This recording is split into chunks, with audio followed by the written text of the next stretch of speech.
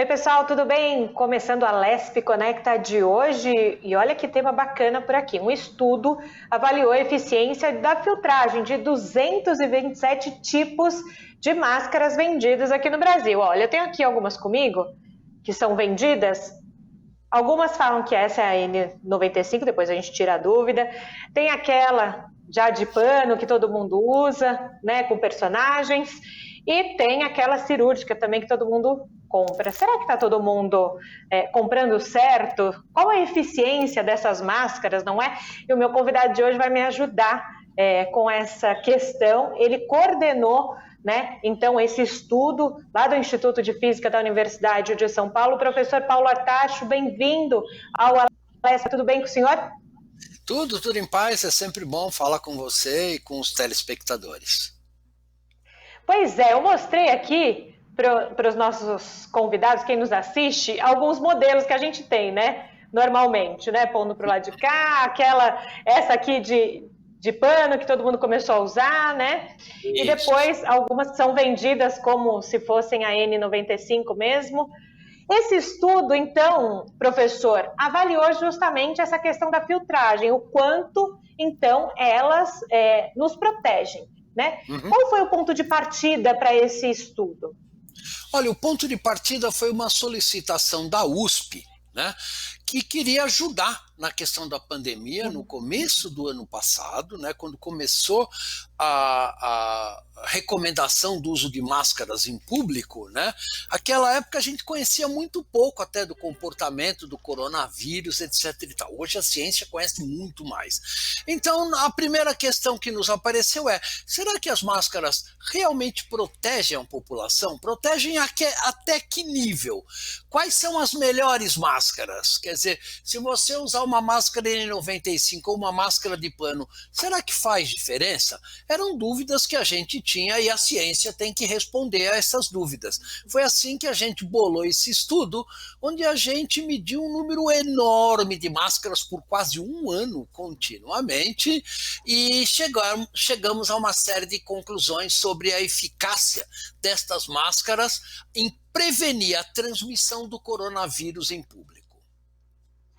E justamente, lendo até a repercussão no site da FAPESP, até no site do governo do estado, está também falando sobre esse estudo, então para ampliar essa repercussão também, qual foi a capacidade de filtragem que vocês descobriram nessa pesquisa? Dá para quantificar? E qual seria a melhor ou a pior máscara? Se é que eu posso usar esses termos, professor? Sim, esse foi o objetivo do estudo. Então, como é que esse estudo foi feito? Nós temos instrumentos na USP que mede a concentração de nanopartículas. São partículas muito pequenininhas. O tamanho do vírus que causa o Covid-19, ele tem em torno de 120 nanômetros de tamanho. Para você saber quão pequeno é isso é 10 vezes menor que a espessura de um fio de cabelo da gente. Tá? Então, ele é invisível ao olho nu, ele é muito pequenininho, né? E por causa disso, ele é facilmente respirável pelas pessoas se você não tiver alguma coisa para diminuir a sua exposição ao vírus. Bom, então nós geramos partículas do mesmo tamanho do vírus e similares ao vírus e colocamos a máscara num teste onde a gente mediu a concentração de partículas antes da máscara e a concentração de partículas depois da máscara. Então, com isso, a gente tem o número e a eficiência da retenção de partículas do tamanho do Covid no próprio tecido da máscara. Bom, as máscaras mais eficientes e melhores são as chamadas máscaras N95, que é usada por cirurgiões, inclusive em operações, né? Isso é muito importante, prevenir contaminação, né?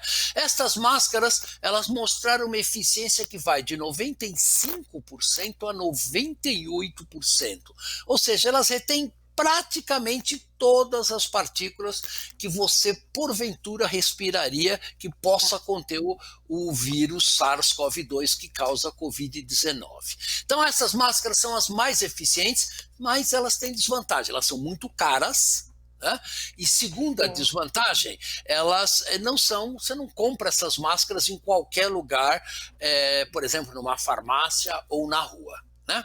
Depois dessas máscaras, a gente testou as máscaras cirúrgicas, né? Que a gente viu aqui no início do programa, que são máscaras feitas de um tecido especial chamado TNT, que é um tecido não tecido, na verdade é um tecido feito de polipropileno, que é um plástico com uma trama muito, muito, muito fininha. Ele tem alta eficiência para conter o vírus, de 90 a 95%, o que é muito bom, né? Tá. Além disso, tem por último as máscaras que a gente chama de pano, né? Que você compra na rua na 25 de março, por exemplo, e assim por diante. Estas máscaras de pano são feitas de dos mais variados tecidos. Por exemplo, tecido de camiseta, algodão, elas podem ter uma, ter duas, ter três camadas e assim por diante. Estas máscaras, elas têm uma eficiência de proteção das pessoas que vão desde valores muito baixos, 15%, até valores razoáveis da ordem de 70% de proteção. E justamente, até pelas informações que o senhor nos passa agora, aquela recomendação que depois de meses, né, no meio da pandemia, se falou de usar, quem quiser usar máscara de pano, colocar uma segunda máscara, talvez a cirúrgica por trás. Algumas pessoas reclamam que é mais difícil de respirar, porque justamente pelo que o senhor falou, a N95 acaba se tornando muito cara para muitas pessoas. Funciona mesmo? Colocar então a máscara, a cirúrgica por baixo e depois essa de pano? Facilitaria? Olha, a resposta clara é não. Use a melhor máscara que você tem. Se você pode comprar máscara cirúrgica que vende nas farmácias, por exemplo, esta, no nosso ponto de vista, é a melhor relação custo-benefício de proteção das pessoas. A máscara cirúrgica, ela retém 90% das partículas, de 90% a 95%. Isso é muito boa proteção, né? Então você não precisa colocar duas máscaras. A razão disso é a seguinte: além da máscara ter que ter boa eficiência de retenção do vírus, você tem que poder respirar confortavelmente através da máscara. Se a máscara te incomoda e você não consegue respirar, você vai tirar essa máscara o mais cedo possível, você abre a máscara, o cantinho dela para poder respirar, e aí o vírus entra por aí. Isso é um mau negócio para a tua saúde. Tá? Então, por isso se você puder comprar as máscaras que vendem na farmácia de TNT, essas são as melhores relação custo-benefício, e não use 2 ou 3 ou 4 máscaras, porque você não vai conseguir respirar através delas, e isto vai fazer com que você se livre dessa máscara assim que puder. Isso não é bom para a tua saúde hoje. Falando em não conseguir respirar, professor, aproveitando essa sua fala do uso de duas máscaras, né? Às vezes nós vemos na rua, quem ainda está fazendo a sua caminhada em um parque, agora que reabriram os parques, né? E afins, coloca aquela máscara molinha, que é de um grande fabricante, né? Que virou moda, todo mundo pegar aquela molinha, ou pôr por dentro dela essa máscara cirúrgica, ou também só colocar ela, que é mais molinha, para poder conseguir respirar. Ajuda por um lado, mas ela é eficiente, ajuda a respirar as pessoas, mas ela é eficiente para você não receber essas partículas? Veja, nós não testamos essa máscara que você falou, essa marca em especial, tá certo? A gente testou muitas máscaras de tecido que a gente comprou na rua, na 25 de março, na Teodoro Sampaio e assim por diante. Então, essa máscara nós não sabemos exatamente quanto é a eficiência. O que a gente sabe é que se você usa uma máscara cirúrgica, né, essas máscaras retangulares, elas te dão uma proteção adequada. Então, pode usar só essa máscara, mas use sempre ela, né? Você não pode lavar essa máscara muitas vezes, mas também não é proibido lavar 1 ou 2 vezes. Ela vai perdendo eficiência conforme você vai lavando. E Agora, além de usar máscara, é muito importante que a população saiba que você tem que ventilar os ambientes o máximo possível. O vírus não tolera a radiação ultravioleta do sol, né? Então, ele Tá. morre rapidamente na luz ultravioleta do sol. Então, em áreas externas, este vírus dura muito pouco tempo. Agora, em áreas internas, ou em ambientes fechados, né, por exemplo, num prédio de escritório, este vírus pode estar circulando e contaminar muitas pessoas. Então, ventile os ambientes o máximo que você puder. Isso é muito importante, que as pessoas também, além de ter as máscaras, de tentar ao máximo comprar uma máscara que seja mais eficiente, também tenham a consciência, né, professor? Porque não adianta também, por exemplo, vir o estudo, dizer para as pessoas, olha, essa é a eficácia de cada máscara, se as pessoas não usarem, não vai adiantar nada, né, professor? E é importante a gente perceber o seguinte: olha, para a gente vencer o vírus, né, basicamente, a ciência é muito clara nisso. Primeiro, vacina para todos. Se o Brasil tivesse iniciado a vacinação muito mais cedo do que iniciou, a gente já estaria saindo desta pandemia, como muitos países que iniciaram vacinação cedo já estão saindo disso. A pandemia tem solução, né? E as soluções são, primeiro, vacinas, segundo, isolamento social e, em casos críticos, lockdown completo. A Inglaterra ficou 3 meses com lockdown absolutamente completo. Com isso, eles dominaram a pandemia e hoje todo mundo pode sair nas ruas, tomar sua cerveja, frequentar seus restaurantes e seus bares, né? E terceiro, por enquanto, toda vez que você for em público, use máscaras, né? Porque há um número muito grande de pessoas contaminadas pelo Covid que são assintomáticos. Você sequer sabe que está contaminado, né? Então, isso é um perigo, porque, obviamente, quando você está contaminado, você pode contaminar sua família, seus filhos, seus pais e seu vizinho e todas as pessoas que se aproximar de você. Portanto, o isolamento social ainda é muito importante. Então, use máscaras, se vacine o mais cedo que você puder e mantenha o isolamento social até o ponto que a gente possa dominar essa pandemia e nós vamos vencê-la. Mas nós precisamos de governos que sejam responsáveis, que façam as recomendações corretas para a população e com isso nós vamos sair dessa pandemia. E o senhor traz uma fala para a gente de pensamento único para o país, né? No sentido de se pensar a nível Brasil, também de um mesmo modo que os estados e municípios, e a gente sabe o quanto tem sido difícil nesse momento esse pensamento. E que acaba reverberando também nas pesquisas, não é, professor?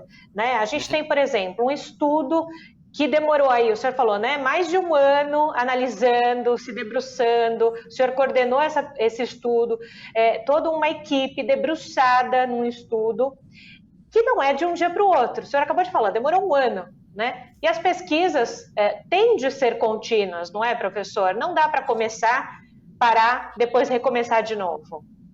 É muito importante para o progresso científico de qualquer país, em qualquer área, você ter financiamento contínuo, de médio e de longo prazo, né? Hoje nós tivemos um estudo da Fiocruz, por exemplo, analisando o impacto da Covid em crianças, por exemplo, crianças e adolescentes. Isso é importante para a gente ter algum guia científico. Será que a gente deveria abrir escolas ou será que a gente deveria manter as escolas fechadas? Quem tem que dar essa resposta é a ciência. Na verdade, as políticas públicas que são feitas baseadas em ciência, em geral, são muito mais efetivas do que baseadas em opiniões de uma pessoa X, Y ou Z. Então, nós temos que respeitar a ciência e temos que nos cuidar e respeitar governos que atentem para as informações científicas corretas, quando é o melhor momento de abrir o comércio, quando é o melhor momento de abrir as escolas, para que a proteção à vida da população seja mais efetiva. Então, nós vamos sair dessa pandemia, isso tem solução, né? Vários países resolveram isso já, como Nova Zelândia, como a Austrália e assim por diante. Nós também vamos resolver. A questão é resolver o menor número de mortos possível. O Brasil já passou de 400 mil mortos e não preciso dizer para vocês que todos sabem disso, muitas dessas mortes poderiam ter sido evitadas com uma orientação segura para a população em relação a mantenha distanciamento social, continue usando máscaras e vacine-se o mais rápido que puder. E justamente ainda nessa questão da ciência e na questão do quanto é preciso dar continuidade às pesquisas, a gente sabe que sempre uma pesquisa ou um estudo, ele visa lá na frente ajudar uma população, né? Fazer com ou também ser referência dentro da comunidade científica. Depois de avaliado todos esses estudos com a eficiência de filtragem das máscaras, foi publicado também para toda a comunidade científica, não só no Brasil, mas também do mundo. O que acontece no depois? Às vezes as pessoas não têm essa ideia, né, professor? Legal, o grupo fez a pesquisa, divulgou o resultado. E o depois? O que acontece com esse resultado? Como que vocês vão conferindo se a comunidade se interessou ou se usou o exemplo em outro lugar? A ciência tem todo um método científico para lidar com essa questão que você fala, né? E toda ciência boa, ela tem continuidade, ela abre novas perguntas, né? Então, por exemplo, no caso das máscaras, né, a gente agora está trabalhando em tentar saber que propriedades físicas dessas máscaras fazem com que elas sejam mais eficientes. Como produzir máscaras eficientes com menor custo, que seja mais acessível para a população. Né? Então, por exemplo, tem alguns países que inclusive estavam distribuindo máscaras de graça, né, para a população, para ajudar na proteção da população. Isso é uma excelente medida. Inclusive, sai muito mais barato você comprar uma máscara e distribuir para a população do que tratar os doentes, manter alguém internado por um mês numa UTI, que custa muito caro, e assim por diante. Então, na verdade, são políticas públicas baseadas em ciência e muitas delas são excelentes para salvar vidas, né? Então, há uma série de recomendações que a ciência está fazendo desde o início dessa pandemia sobre o que deve e o que não deve ser feito. E esperamos que nossos governantes sigam essas recomendações. Agora, uma questão importante que você falou agora no início da sua fala é que é o seguinte: nós precisamos ter orientações digamos assim, homogêneas. Veja, eu estou aqui na cidade de São Paulo. A 500 metros daqui tem o município de Osasco, né? A 2 quilômetros fica o município de Embu. Se cada município tiver políticas diferentes, você não consegue controlar uma pandemia que é nacional ou, na verdade, global, né? Com atuações pontuais. É muito importante que haja uma coordenação entre municípios próximos entre si, para que todos possam tornar a luta contra o Covid muito mais eficiente e efetiva. Então, se um município abre escola e o outro não abre escola, e os dois são um do lado do outro, isso diminui a eficiência na luta contra a Covid-19. Então, nós precisamos de governos sincronizados na sua mensagem para a população, atuação contínua, digamos assim, entre municípios, estados e o país como um todo, para que todos juntos possam lutar com os problemas que afligem a população brasileira, nesse caso a pandemia da Covid-19. Professor, o senhor falou sobre essa questão de políticas públicas baseadas em evidências científicas e também essa coordenação de ações, não é? Justamente o quanto, né, o Poder Executivo e o próprio Poder Legislativo, nós estamos falando aqui da Assembleia Legislativa de São Paulo, podem ajudar nessas questões. não é? Porque é preciso pensar de um único modo para ser mais efetivo. É isso que me parece da sua fala. Sim, não há a menor dúvida, e obviamente a chave disso está no poder legislativo e no poder executivo, evidentemente, né? Então, nós temos que ter leis, né, que realmente atuem na proteção da população. Então, por exemplo, aqui neste caso, a gente viu um conflito, digamos assim, entre comerciantes que estão interessados muito mais no seu bolso do que em salvar vidas da população em geral, né? Cabe ao Poder Executivo e ao Poder Legislativo mediar os diferentes interesses da população, né? E nesse caso, obviamente, a preservação da vida tem que prevalecer em relação aos interesses de curto prazo econômico de alguns grupos econômicos. Então, eu acho que é função do legislativo, né, monitorar o que está acontecendo com o país para proteger melhor a população do nosso país. E o senhor também, numa fala anterior, falou sobre pesquisas boas, não é? Essa produção científica boa. Para quem ainda não sabe, né, a FAPESP é um grande de fomento, uma agência de fomento para que essas pesquisas aqui no estado de São Paulo aconteçam junto com as grandes universidades e todas essas universidades. Não é?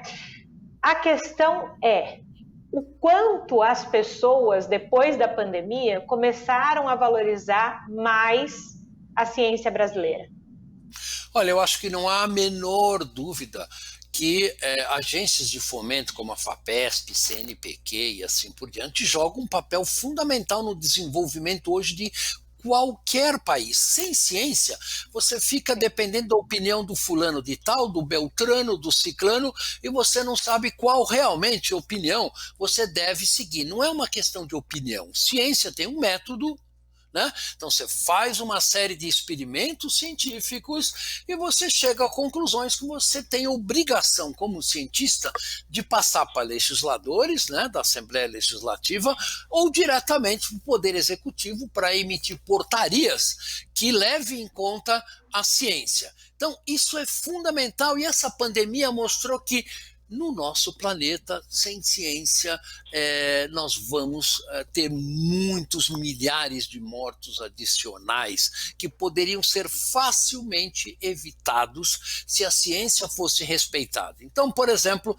podemos pegar a questão do tratamento, por exemplo, né, para as pessoas de Covid. A ciência avançou enormemente em tecnologias, remédios e medicamentos que funcionam contra a Covid, e a gente sabe hoje quais remédios não funcionam contra a Covid.